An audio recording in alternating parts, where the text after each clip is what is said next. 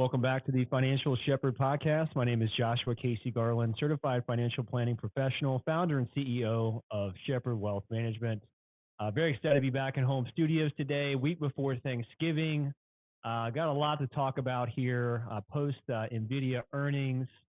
We'll get to some other topics as well outside of just the juggernaut named NVIDIA. But welcome back, Ez.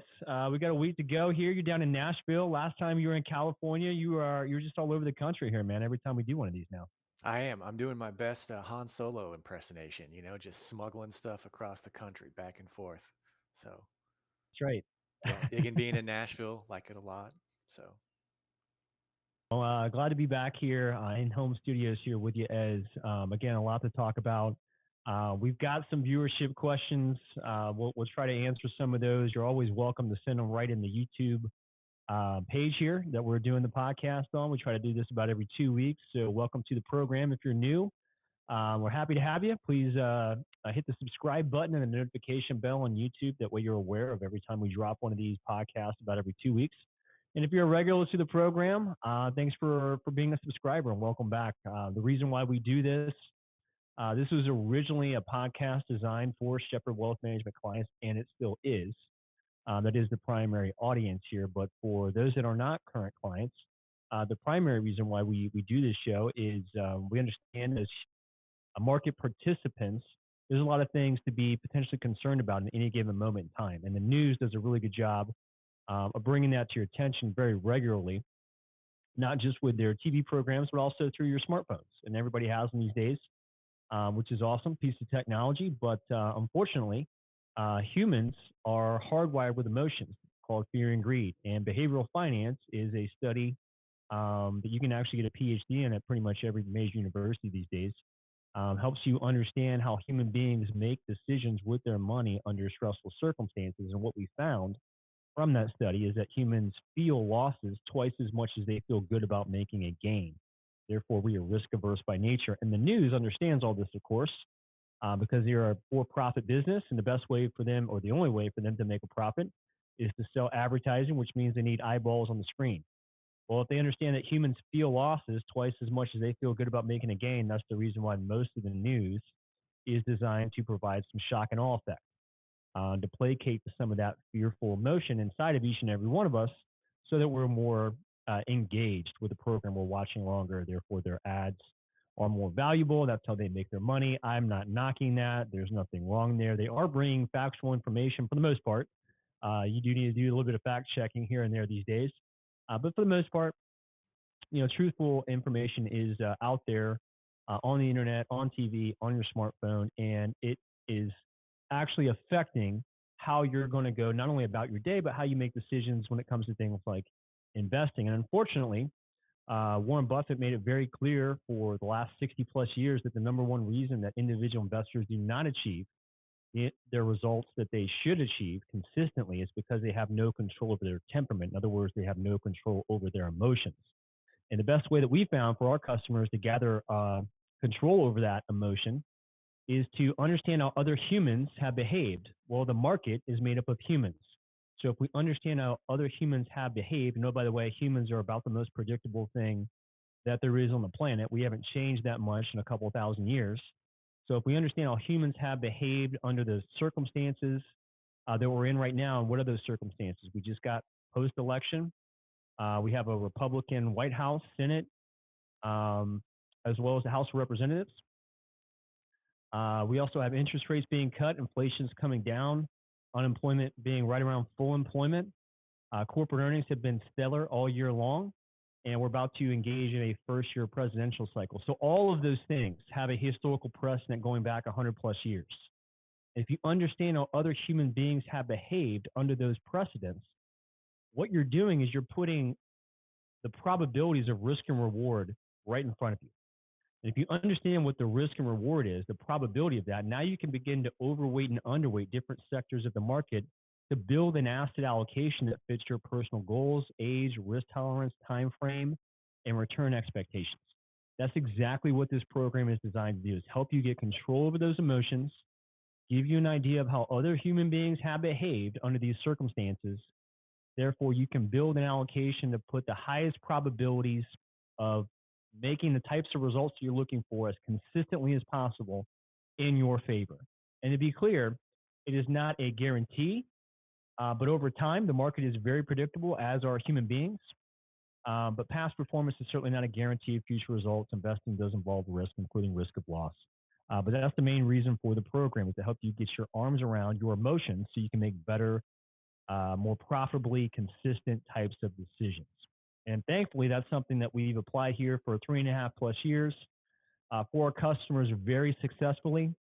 Everybody that we've done quarterly reviews with, and we do that every quarter, that has been with us for 2 years or longer, has outperformed the market by 3% or better, which is phenomenal. And it has nothing to do with me being the smartest person in the room. I am certainly not. But what I am pretty good at is understanding human beings, their behavior, and getting really good control over my emotions so I can put those probabilities to work in our favor for our customers. So I'm glad to be back here to do this again. And that's what we're going to go over, is some of this historical information as it relates to the times that we're in right now. But I would be shorting everyone if I didn't start out today's particular podcast with NVIDIA. So NVIDIA just had their earnings announcement for Q3. And to say that they delivered is an understatement. So I'll just cover some numbers here real quick. Revenue growth over 122% year over year. Net income over 168% year over year. Earnings per share up 168% year over year. Operating income up 174% year over year. I mean, I can go on and on. And this is the largest company on the planet. Okay. And they're just knocking the cover off the ball quarter in and quarter out. And you might be thinking, well, is the demand going to slow down at all? Therefore, should I be worried about continuing to hold this? This is coming directly from Jensen Huang, the CEO of NVIDIA, on the earnings call last night. Quote, "The age of AI is in full steam, propelling a global shift to NVIDIA computing. Demand for our Hopper and anticipation for the Blackwell chip is in full production. Are increasingly a foundational model makers scale pre-training, post-training, and inferences." So they're putting these new chips to work, as well as the current chip Hopper. The data center business, which is the primary driver of revenue, that brought in $30.8 billion in one quarter for NVIDIA. That beat analyst expectations of $29 billion. So they beat by almost $2 billion just in that prior quarter.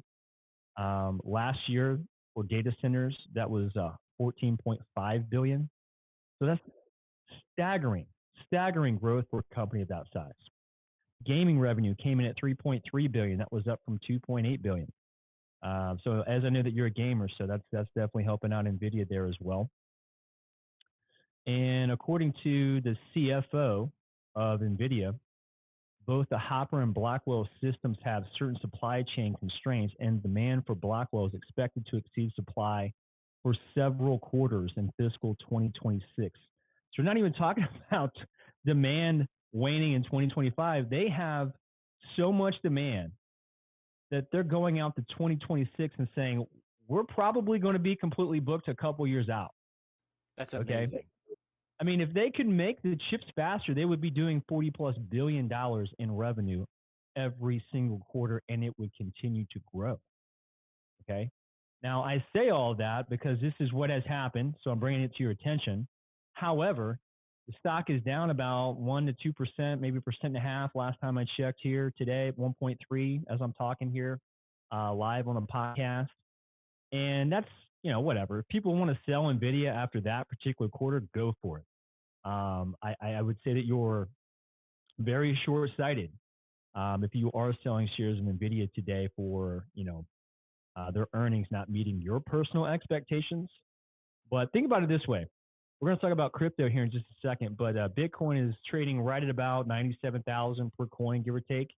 Bitcoin itself is up over 100% year to date.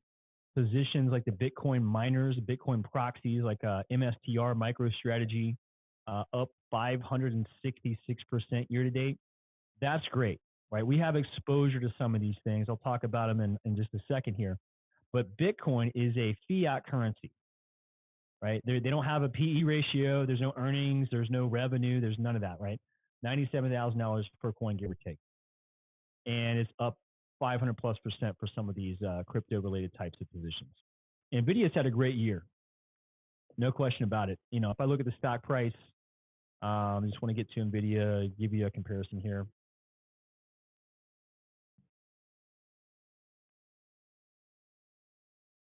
So NVIDIA for year to date up 200%, right? So not even half of what some of these Bitcoin miners are up year to date. With all of those earnings growth, all the numbers I just gave you, 100+% year-over-year growth rates across all the major financial categories that a investor or a professional like myself would want to take a look at, right?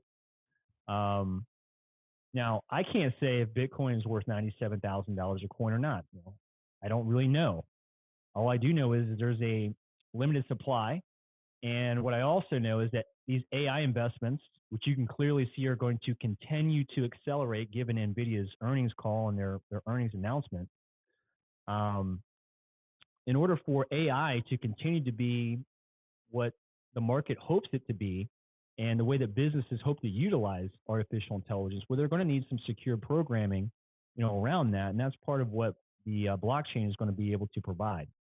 So I totally understand the driving of the price of Bitcoin, specifically when you're going to have an administration coming in here in January that ran on a very pro Bitcoin, very pro crypto type of stance. We'll talk more about that here in just a second. So I get the acceleration of it, but when you have a company that's really putting up real earnings, real growth, real tangible product that everyone in every industry around the globe is looking for, they're selling that and they're buying just the crap out of Bitcoin, which I'm not complaining about. Again, we have exposure to it for clients. It's a wonderful thing. But it's just a really good example of kind of human behavior in the market. If you look at it, you know, through that sort of lens, it's truly fascinating how human beings make decisions with their personal assets. Now, getting off the NVIDIA conversation here for just a second, I did want to go over a couple of things here from a historical perspective with the audience as it relates to something like the market. So the S&P 500, if you go back a long period of time, back to 1928, the S&P 500 index return over, well, before we get to 1928, over the last 3 decades. So if we just look at the S&P 500's return over the last 3 decades, the S&P is up 1,710%. That's compounding at an annual growth rate of 10.1%, which is what the historical average is. If you go back to 1928 to now, the S&P 500 is going to average right about 10%. Now, if we go back to 1928 and look at market performance over every month on average, well, we're getting ready to go into December. And December is one of the better performing months on average in the S&P over the last nearly 100 years. The average return for the S&P 500 during the month of December is 1.31%. In addition to that, the S&P 500 has been profitable every 20-year period in history. So in total, there are 1,152 months between January of 1928 through December of 2023. And the S&P 500 generated a positive return in 682 of those months. That means the index was a profitable investment on a monthly basis about 59% of the time during the past 96 years. So for all of those folks that are, you know, worried about this administration coming in January, if you're worried about geopolitics, if you're worried about whatever that you're going to be talking about around the Thanksgiving table, the Christmas dinner table, you know, if you're talking about markets at all and you raise all of these different concerns, well, over the last 100 years, there's been a lot of things that have happened that could have destroyed the market. And in some instances it did. 2008 was a really rough one. You've had a lot of wars between 1928 and 2023. You've had a lot of different types of presidents, a lot of different administrations, different cabinets, and different secretaries of defenses, and whatever it is that you're worried about. There has already been a precedent for it, and the markets have done just fine. As a matter of fact, in every 20-year period since 1920, as I mentioned, has been positive 100% of the time. Okay. So I'm giving you all this historical context to hopefully get control over some of the emotions that you may have when you get to the dinner table with your loved ones, friends, family members for this holiday season. And I have no doubt that some of the stuff that we're talking about here today, Bitcoin, NVIDIA earnings, S&P 500 performance year to date being over 20+% again after last year. I mean, there's just been an endless amount of both good and potentially concerning things to talk about here as relates to investing. But there's what the history of the S&P 500 is over all kinds of different circumstances. My point of saying all that is keep control of your emotions. You're better off being invested than trying to time the market for any of those concerns that you may have. Your best bet is by being invested and understanding what the probabilities are of how other human beings have behaved in these sort of precedents is the key to controlling those emotions and putting yourself in a position to maximize your own personal performance for whatever time period that you may be investing for. That's the reason for the program again. And I just wanted to hit up on that information. So, as I know that you've been with me on this program for the entire 3.5+ years that we've been in business and sharing all these thoughts and historical precedents with investors, Yeah. but does any of that information shock you at all when we're talking about, you know, nearly 100 years worth of history, every 20-year period being positive, market averaging 10, December being one of the best months to be a market participant? You know, any of that like shocking to you, or does it sound about like what we've always kind of talked about? Well, it's both. It's shocking to me but it's also, a kind of a common theme that you've been telling the viewers and your customers, our clients here, is that like over long term, the economy is incredibly resilient. But to actually Mm, hear the data laid out that every 20-year period you can pick, the S&P is, profitable, that blows my mind, really. So, 100%. I mean, I think the best bet, you know, unless you are hiring somebody like us to do this for you on your behalf, you know, unless you're going to basically give yourself a second job in retirement, because those that are working full time, you don't have time to do this. I know you don't have time to do this. I've been doing this for too long. Um, but if you are going to give yourself a second job in retirement, this is what you're going to do. That, you know, this is kind of the process that I would follow. Is start with the probabilities, and then work your way towards, you know, whatever specific goals that you have. But now that we're off the NVIDIA conversation, now that we're off some of the historical information that should keep your blood pressure down as we go through the rest of this year and into next year, we do believe that the probabilities are in favor for rally to year end. Won't be straight up, but we also expect pretty good things going into 2025, which we'll talk about in a future podcast once we get past Thanksgiving. Right now, we would say that the probabilities favor rally into Thanksgiving. Um, there are multiple factors, but the primary driver, in our view, is there's a Treasury Secretary that has been announced, so that uncertainty has been removed, just like the election result uncertainty has been removed. So that's a bullish thing, one less thing for investors to be concerned about. The Fed is cutting rates. They are still dovish. They may slow the pace of rate cuts down going into 2025, but the expectation is a 25 basis point cut yet again in December, bringing that to a full 100 basis points or 1% in interest rate cuts from October through the end of the year, which is, again, something that we expected here. I think markets did not fully price that in. They're pricing in now, which is why you've seen a really nice rally, or at least one of the reasons I've seen a nice rally here in Q4. The other part of that is, like I just said, we already removed uncertainty for Treasury Secretary picks. We've also removed uncertainty for the actual outcome of the election itself. And the last thing that we've kind of overcome is just recent, the NVIDIA earnings itself.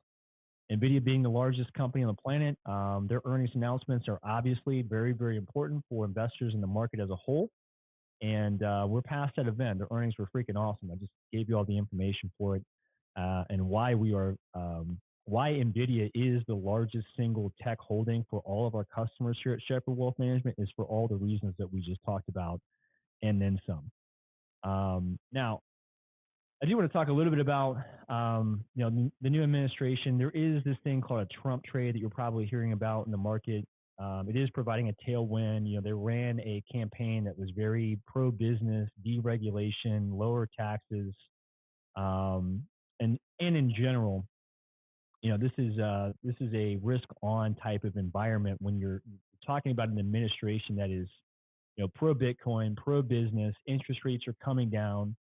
The labor market is in full employment at about 4.1% unemployment rate. Corporate earnings have been nothing but fantastic. And, I know that there's geopolitical risk, but there's always going to be geopolitical risk. So the backdrop for 2025 and for the rest of the year really could not be more bullish in our view than it is right now. Um, the Bitcoin bullishness that we're seeing right now is really just, kind of like a rip your face off kind of rally, just unbelievable growth, since the election. I'm actually going to pull up the data here. If we want to look at it just over the last month, like the MicroStrategy, which is a proxy to Bitcoin. This is a mining company, and they use leverage to gather more coins as well, up 113% just in the last month. It's pretty staggering. Now that's a company that was a 2.5% holding for customers. It's now closer to 7%, just due to the growth over the last 3 months. But just in 1 month, you're talking about over 100%. Now, a lot of that enthusiasm, as I mentioned, has a lot to do with this administration. The cabinet picks, whether you like them or not, they're very pro Bitcoin. With Elon Musk obviously being a big name behind that, Vivek as well. And when we get to the other cabinet members, it seems as though they're all falling in line with what is actually you know campaigned on for the entire last 12 months. So truly, truly something to watch going into 2025 is the price of Bitcoin, no question about it. But all of these hyperscalers, the Amazons, the Apples, the NVIDIAs of the world, they continue to invest extremely heavily into artificial intelligence capabilities to give their companies even more of an edge than what they have here today. All that is very, very exciting. I don't anticipate any of that to slow down at all. Now, to wrap it up here, we're pretty much done with Q3 earnings. We have 15 companies reporting this week, but of the 473 companies that have reported so far, that's 95% of the S&P 500. 77% are beating their estimates, and they are beating by a median of 6%. So this is strong stuff here. I mean, it's not like Bitcoin, not like a rip your face off type of earnings growth for the S&P 500, but it came in line with what people were anticipating. And as inflation continues to fall, these earnings results actually look better because rates are coming down. So as rates come down and they keep their earnings the same or grow them, it's just going to be an even faster growth accelerator for 2025. And you throw on top of some of the things this cabinet or this administration is running on, very pro-business, you can see that there could be even bigger tailwinds than even a lot of market participants and analysts would anticipate. And I would finish with this. There's still over $6 trillion sitting in cash. That's going to find a home because there's a lot of that fear of missing out that's taking place here in the markets as well. You're seeing it in rallies in small caps. You're seeing it in rallies in financials. You're seeing it in industrials, of course, Bitcoin, like we talked about. And the tech sector has been a bit of a laggard here in Q4, but it's starting to pick up a little bit of steam, specifically post the NVIDIA earnings. And those are really the big four themes. This is what we've talked about. You can go back and watch prior podcasts if you like. We have video evidence of this, but these are the four themes that I think will be profitable for investors, not just for the rest of this year, but going into the first quarter of next year. That being small caps. Small caps have outperformed pretty much everything. Definitely outperformed large caps. When we go through an interest rate cutting cycle, we just started that back in October. That will continue, as I mentioned. The 3-month forward return expectations for small caps historically, when we start to cut rates, is 7%. The 12-month forward return on average has been about 43%. Now, these are averages, folks. It could be better or worse than that, but anything close to that historical average, you're going to be a very happy investor. That is a big reason why small caps is one of the largest holdings for individual client accounts, specifically those looking for growth. So small caps, we've already talked about crypto, Bitcoin, interest rates coming down, pro business administration, very pro crypto. They're even talking about using Bitcoin partially as a currency reserve for the U.S. dollar. Now, I can't tell you if that's going to happen or not. Um, Treasury Secretary, the president, and others are going to have to work together on, if that should even happen. But clearly, if that does, that's really going to accelerate the growth of something like crypto. But even if that didn't happen, just for the environment that we have here with interest rates coming down and that blockchain technology being very important for artificial intelligence, and a finite amount of the actual asset itself being Bitcoin, gives me some reason to believe that the value of that asset class will continue to go up. Of course, the third thing would be technology for all the reasons that we just talked about relating to artificial intelligence and NVIDIA. The fourth is really industrials. And part of that industrial play would be home builders. Home building, of course, has a huge amount of demand for new homes in this country. So much demand that it cannot be met in one single calendar year, just like NVIDIA cannot make enough chips fast enough in one year to meet all demand. So that demand will be around for quite some time. And on top of that, the U.S. Government, Congress has passed a couple of $1 trillion to be spent on infrastructure, military, et cetera, over the next several years that cannot be changed with this new administration. So for all four of those asset classes, that is where our clients are positioned, or we position them very heavily. The performance has been nothing but fantastic, outperforming over a 3-year plus period of time, 2-year period of time, 1-year period of time. It's just been a lot of fun to be able to sit back here and truly what we care about more than anything else. Yeah, we want to make money. That's what we get hired to do.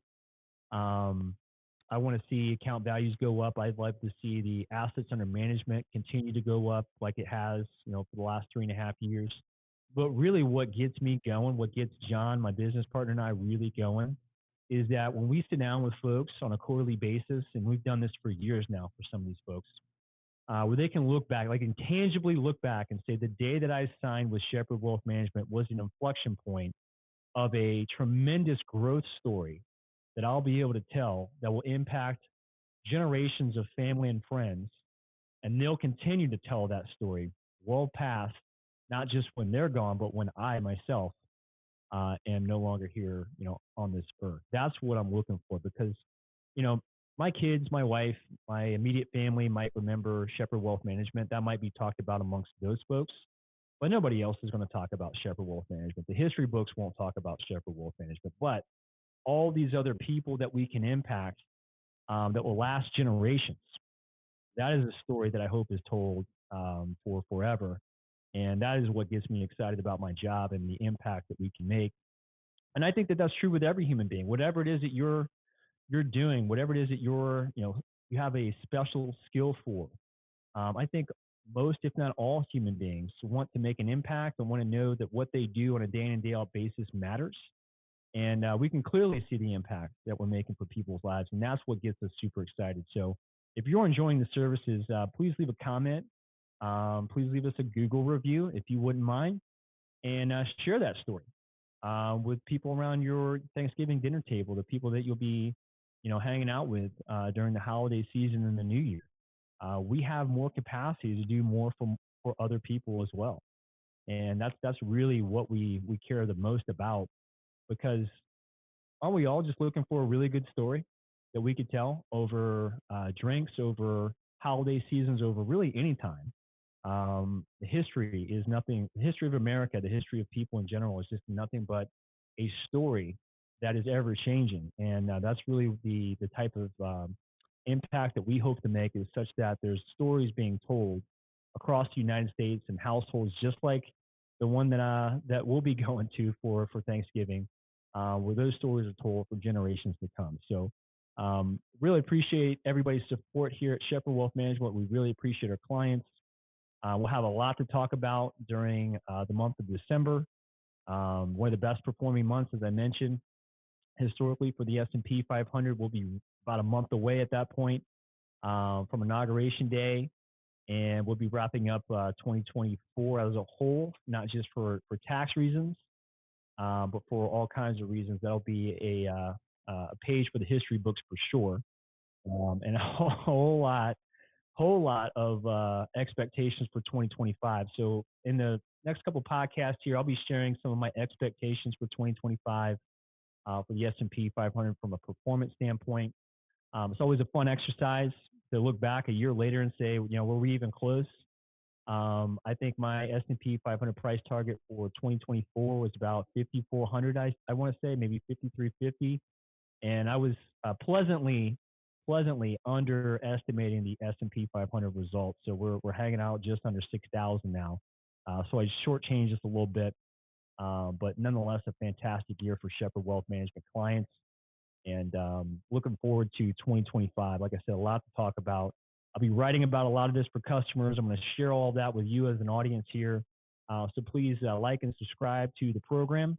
And I hope everybody has a safe, happy, healthy holiday season. Enjoy it with your friends, family, and loved ones.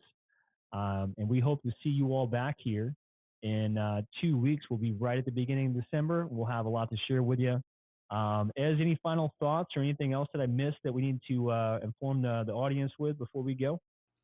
Yeah, I just want to remind everyone, whether you're listening to this on Spotify or an audio, or you're catching us live, or you're seeing these clips later on YouTube or some kind of other social media. If you have any questions about stock market, your investing, finances for Joshua or anybody else on the SWM team, leave them in the comments. And even if you're not a client or a customer of ours, we love engaging with people and just helping them answer questions they have about anything. So leave that in the comments. You can also look at the see right here next to my little avatar or my little video box. We got a text direct line for the SWM offices. And you can also go to the SWM website, shepherdwealthmanagement.com, and find the emails or anything. So please ask away and we'll answer your questions in the next podcast episode. And also want to take this time to give you a little shout out, Joshua, because even though you may not have seen the S&P go to 5,900 like it is, this was the only place that was calling for a bull year, and nowhere else at the beginning of the year was talking about the kind of level that we were telling our clients and the audiences on this podcast we were going to see. So even though you undershot it, Price is Right rules, homie, you still win, right? $1, Bob. That's right. Yeah, damn right. Thanks for that, man. It's fun to do this. It's even better and more fun when you're correct.